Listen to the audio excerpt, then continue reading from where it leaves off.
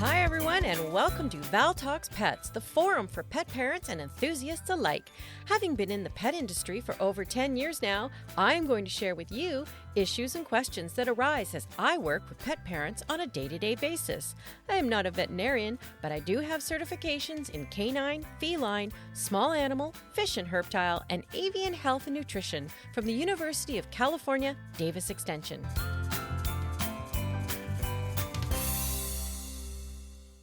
Hi, everyone, and thanks for joining me on this episode of Val Talks Pets.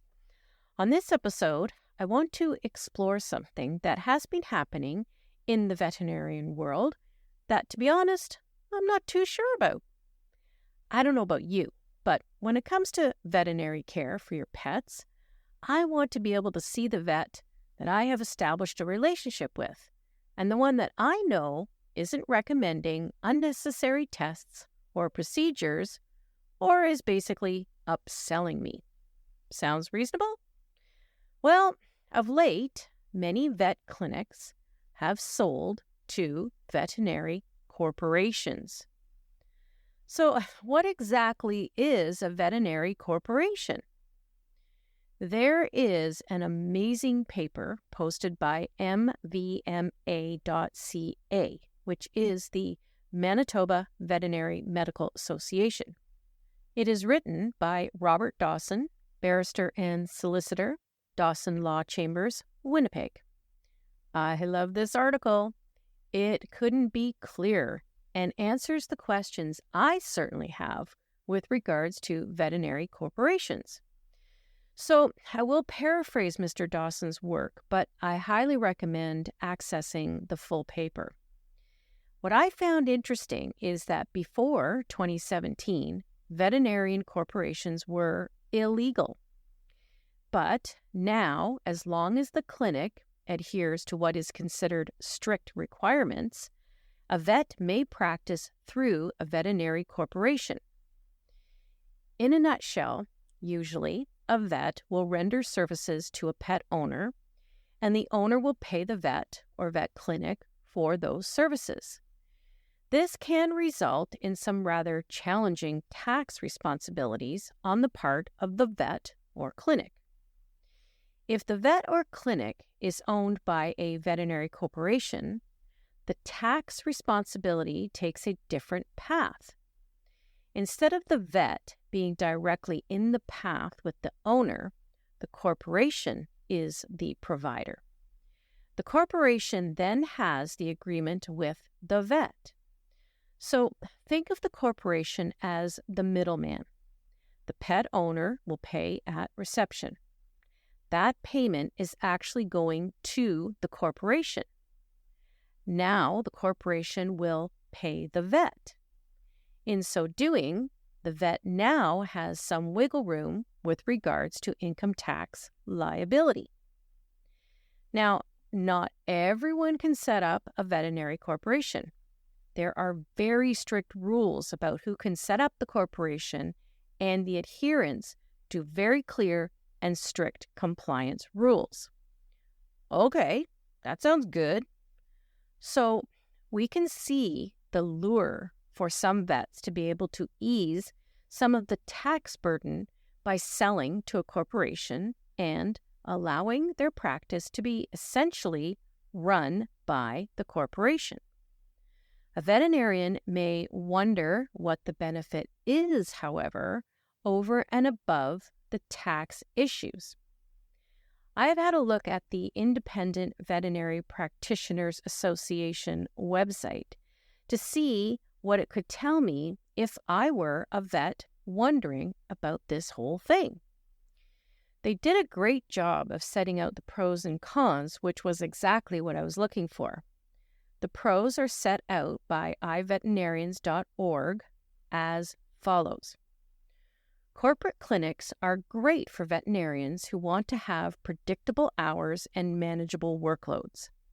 The best veterinary corporation consolidators also offer benefits such as health insurance, paid vacation time, retirement packages, and sick days. At corporate veterinary hospitals, you'll often have a mentor or two to help you navigate the daily challenges of maintaining relationships with clients, achieving goals in their practice, and learning about different types of pet care. The cons, as set out, are as follows. If cost-cutting becomes necessary, you could be looking for employment much sooner than if you owned a clinic. Consolidate veterinary clinics may not be as responsive to your thoughts and opinions about different veterinary care topics. Veterinarians in corporate hospitals need to strive for company policy 100% of the time, as a tiny slip can cost you your job. This can lead to unneeded stress. So let's be fair here and go over the pros and cons of private clinic ownership. iveterinarians.org sets out the pros as follows. You'll have complete control of your clinic, from deciding who you hire down to setting your hours.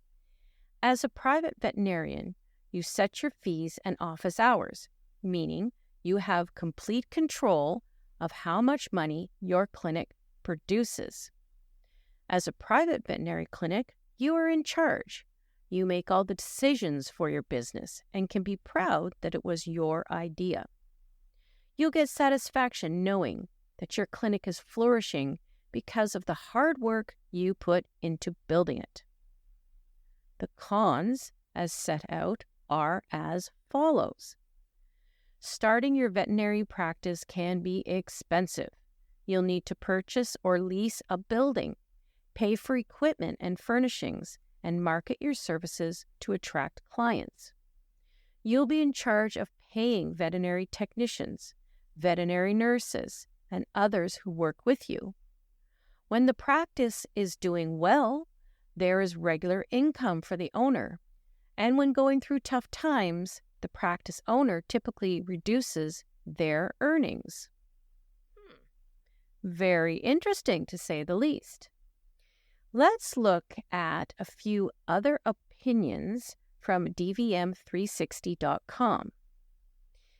Bash Hello LVT CVPM states, with regards to corporate ownership of a veterinary practice, in general, corporate ownership forces private practices to step up their game, bring more structure to the businesses, learn to lead more effectively, and reach for novel business models and decisions. Consolidation in general means that larger groups can trim expenses, lean down their administration costs, and provide team members access to high-quality continuing education and other benefits. In general, consolidated practices can be more competitive in many, many ways. But consolidation also has a downside. Larger organizations may not be as agile in responding to market changes, allowing smaller, leaner organizations a chance to jump on opportunities more swiftly. Corporations also have a more difficult time humanizing their presence on social media, an effective pipeline to clients that private practices can easily and affordably leverage to their benefit. Greg Nutt, DVM, states, I think it's probably a good thing on an individual basis. There will probably be better managed practices that will afford employees better schedules, pay, and/or benefits than a more poorly run independent hospital. It will be good for practice owners getting ready for retirement, as the corporations are paying a premium on practices. In the long run, though, I worry that it may not be in the best interest of the veterinary profession to be mostly owned by corporations that are primarily about business. Yes, the business of veterinary medicine will likely improve via efficiency and economy of scale, but at the loss of the small, local community practice. Other comments include the ability for new vets to practice and earn a salary as opposed to drowning in education debt, and then trying to float a new practice. Also, having a corporation ownership may allow for the purchase of higher cost equipment that would not otherwise be a possibility. One vet mentioned that although benefits were available, their voice was not heard nor cared for, and hence they left that practice. I also had a look at today's veterinarybusiness.com. This site offers vets articles, resources, etc., and also looks at the pros and cons of corporate ownership.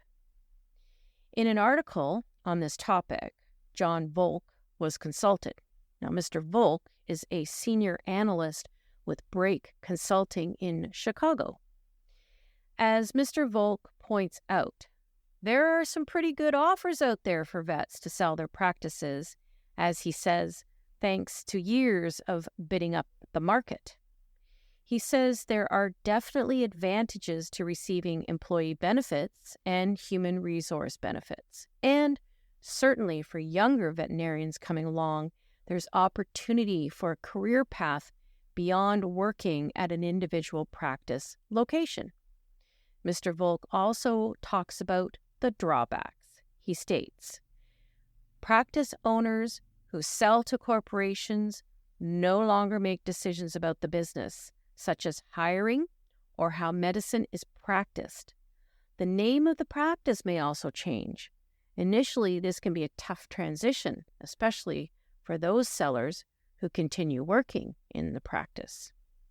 He also states the corporate beast has to be fed, so profits may or may not go back into the hospital. However, a recent trend has been creative ownership agreements, where, for example, a corporation might buy 55% and let the seller retain 45% ownership. Or they might give associates an opportunity to own shares. We used to not see what Volk says. It was a 100% buyout or nothing. In addition, Volk points out, practices that join corporations may find themselves giving up some of their role in the community. The new corporate owner may not want to sponsor softball teams or scout troops. These decisions are going to be made elsewhere. Plus, in an independent practice, a receptionist who has an idea may have one or two steps to reach the owner's ear. In a corporate-owned practice, this chain of command is much longer, making it more of a challenge to consider suggestions, enact changes, or get questions answered. So it is obvious that this topic has quite a lot on both sides of the coin.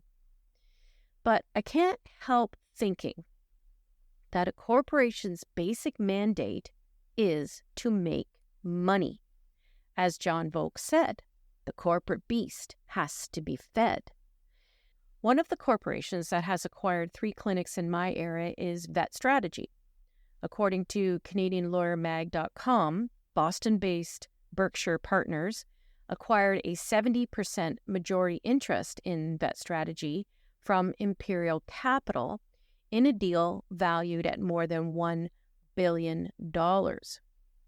Kobe Besson of Tork and Mains LLP, the lead lawyer for the team advising Vetstrategy, says the rising interest in pet ownership because of the pandemic wasn't a big factor in the price Berkshire ultimately paid. However, in recent years, pet ownership growth feeds into the notion that veterinary clinics are an essential healthcare service with a bright future. In Toronto, many clinics are now owned by VCA Animal Hospitals. VCA reaches the US, Canada, and Japan, and has, at last count, 925 hospitals and 4,500 veterinarians. Interesting, though, is VCA Animal Hospitals is actually owned by Mars, Inc. Yes, that Mars.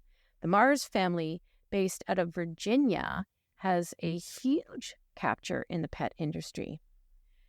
Their acquisition recently of Royal Canin, originally a Canadian company, and Champion Pet Food, known to most as Canna and Origin, also originally a Canadian company, shows the proliferation of this company. The ownership of VCA Animal Hospitals, again, shows this extensive reach into the pet industry. Now that we've looked at the pros and cons and what is behind veterinary corporations, what is actually happening at the grassroots level? What I mean here is, what does this mean for you and me when we go to the vet? The last clinic that was acquired in my area was one that had a long tenured vet that obviously wanted to retire, and clients found the clinic's prices to be fairly reasonable, and some pet parents had been clients at this particular clinic for years.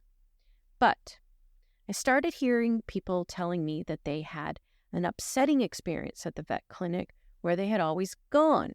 And of course, I wondered what had happened. One pet parent said they have a cat with an irritable bowel and they have been on medication for, quite some time. The owner said they have always just called the clinic when they needed a refill and went over to pick it up. What happened was she called the clinic, like usual, to say she needed a refill and would be over to pick it up, and was informed that she would no longer receive refills unless the cat came in for blood work and an exam. Every time. Of course, you can imagine her response after hearing that. What? Since when? Well, that's our new policy, she was informed. I told her, I think I may know why that is. The clinic had been sold to Vet Strategy about a month before her call. The question begs here, does this cat really need to go in each and every time it needs a refill on its prescription? Or is this just a way to feed the beast? The pet parent was gobsmacked to hear this from the clinic reception and just as perturbed to learn about the sale because the whole thing felt like being fleeced. Basically, I have been hearing about several odd encounters with pet parents in the clinic that they have always gone to, and this is what provoked me to have a look into what was going on. Originally, I thought maybe there'd been a staff turnover or something, but then I found this acquisition issue with these particular clinics. And here's how I got really twigged to this whole thing going on. There was an organization that was running a charity event, and one of the recipients of the fundraising was pet-related. The volunteers were contacting pet stores and vets to see about sponsorship, or at the very least, if they could put up a flyer about their event. They contacted a particular clinic and were told they would have to speak to the manager. All they wanted was to put up a flyer. Well, apparently they got lambasted by the manager for having the nerve to ask such a thing, and the two volunteers were embarrassed by this encounter and more than upset by how they were treated just for asking to put up a flyer for a charity event that had proceeds going to animals in need. It turns out this is the manager for all the clinics who was put into this position by Vet Strategy. This was one of the major cons that was pointed out in the papers and articles I read. If you are owned by a corporation, you do not have hiring capabilities. Plus, as pointed out, a corporate clinic can be removed from the community. And the worst part is, this encounter is not the only one I have been made privy to. Without knowing anything about the change in ownership of their clinic, some pet parents have told me that the prices have shot up. They cannot see their regular vet, or their regular vet is no longer at the clinic, and the whole experience and atmosphere is not what they originally enjoyed with their clinic. For that reason, I'm often asked, who would I recommend for a vet? Because the pet parent wants to change clinics. I can definitely say I have heard some crazy prices for some vet care. A woman I spoke with who in my books is a puppy hero, especially her husband, who upon hearing about an 8-month-old lab being kept in a garage all day and during the night because the guy who bought him said that with the kids and work and going to the gym, didn't have time for the dog. He said, "Where is this dog? I'll take him." So they were looking into getting him neutered, and the cheapest cost they got from vet clinics near to them was $1,200. Can you imagine? That's ridiculous for a neuter. I asked who she called, and guess what? It was one of the 3 clinics owned by guess who. Now, here is a responsible person who has taken this beautiful lab and is going to give him his best life, and now they have found that a simple neuter is going to cost them tons of money.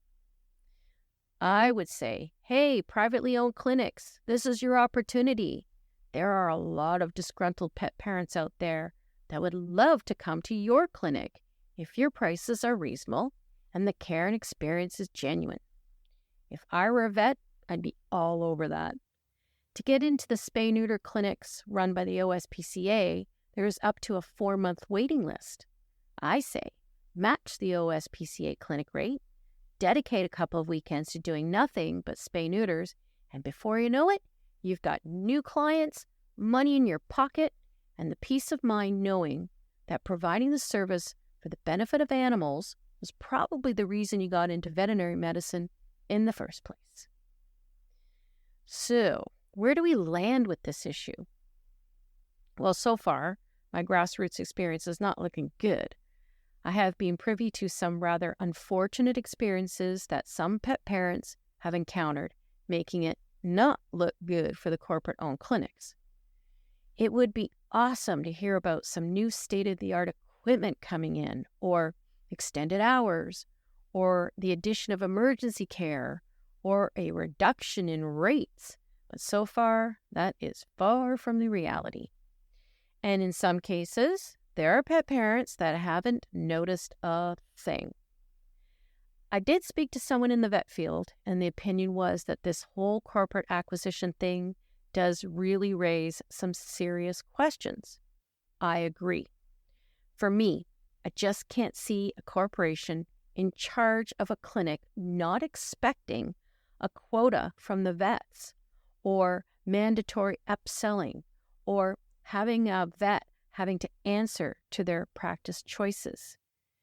Can't you just see the management team going over the week's appointments and pulling the vet in to answer for why they didn't say this pet needs this blood work or this procedure, as opposed to what the vet did, which was saying they didn't really see how this could be that beneficial? It comes down to relying on the veterinarian's integrity and how strong they are against being coerced, or dare I say bullied, into doing something that is against their own ethical convictions. I would be so upset if I couldn't see the vet that I always see. Here, he is the one that knows my animal's history and how I go about things. He knows I always choose the least invasive choice first and go from there. Yes, he gives me all the options, but he knows there's no point trying to recommend something that sounds a bit over the top. Not only would his own integrity stop him from doing that, but he knows I'll just go out and research everything. I would just hate to have to go over my pet's history with a new vet every time I walked in the door. Forget that. It is so disconcerting to think that vet clinic around the corner, or the one out in the country, or the one in your smaller town, could easily in a few years be nowhere near the quaint clinic you've always gone to because it has been gobbled up by a large corporation. This isn't to say that the vet who sold the clinic was coerced or threatened into selling. Obviously, the vet who sold did so for their own reasons. But I have looked at some of these corporations' websites meant for veterinarians, and boy, do they make it seem like a dream to sell to them. They sound like a car rental company touting how they let you just concentrate on doing what you love, treating animals, leaving the business side to them. Easy peasy. Is it? What if you get some witch of a manager alienating your longtime clients? It's not like you can do anything about it. Perhaps these agreements should have some kind of clause that allows the seller, if they're still working in the clinic, to have some say in staffing, for example, especially if they have to work with them. All I can say is if you're a vet thinking about selling your clinic, get a good lawyer. As for pet parents, if something seems different about your clinic, there may be a reason. I would suggest asking some questions about corporate ownership. If that doesn't sit well with you, then have a look around for a different vet that isn't corporately owned. For me, I prefer to support the vet that works in his or her own clinic, who is invested in giving the best care because it's their business. The last thing I personally want to do is put more money into the pockets of a large corporation that frankly probably doesn't need any more of our hard-earned cash. Just saying. That's me. So in this case, it may be super important to you as a pet parent to do some sleuthing and research. Because as I say, knowing is caring. Thank you for listening to Val Talks Pets. Please remember to follow or subscribe to ensure that you never miss an episode. To really help the show and to make it easier for others to find, please rate and review each episode that you find interesting and helpful. And don't forget that you can also email me at val@valtalkspets.com with topics you would like me to address or with any questions you may have. Also, check out my website at valtalkspets.com and let me know what you think and how we can improve upon it. Thanks for caring.